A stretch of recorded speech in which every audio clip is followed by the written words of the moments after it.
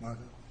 Well, Mr. President, one of the most important things I believe you'll achieve in your presidency is reordering the world in a proper way. For 31 years, more than 31 years now, multiple administrations have allowed the Chinese to deindustrialize this country, to take away jobs and factories and the pillars of our national strength. And what you're doing now, I think, is a great service to our country, but ultimately to the world. And I want to congratulate you and your team that's working on that, because it has extraordinary geopolitical implications, as you see from all these other countries that are now coming here and wanting to join something that actually makes it's crazy to allow these. I mean, basically, we lived in a world where Chinese companies can do whatever they want in America, but our companies cannot do anything over there unless they allow it, and even then they steal our stuff and reverse engineer it. So just reordering all of that has dramatic implications on peace and security of the world, so we thank you. An important meeting, thanks to you, is going to happen on Saturday for the first time in a long time. There'll be direct talks between Ambassador Woodcock and a top-level leader in Iran. We hope that'll lead to peace. You've been very clear what Iran is never going to have is a nuclear weapon, and I think that's what led to this meeting, and we'll wait for him to come back from it, and we're hopeful about that. I would also say that we are receiving, and I think the Department of Homeland Security can confirm this, historic cooperation from countries all over the world. Number one, in taking back their citizens. Every country in the world has to take back people that are illegally in another country.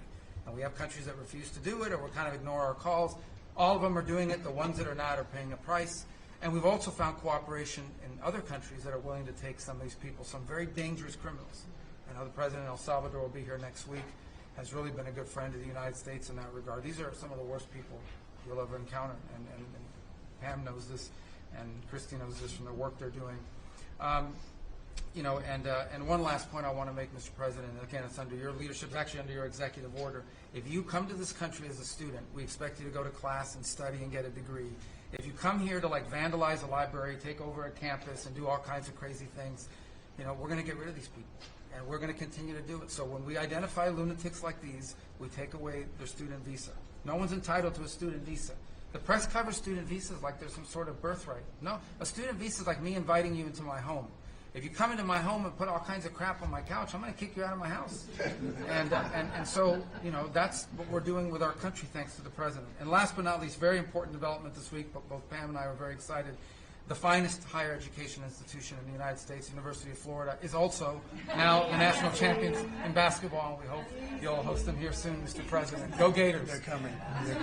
Good for the SEC. They're coming. Congratulations. Well, thank you very much.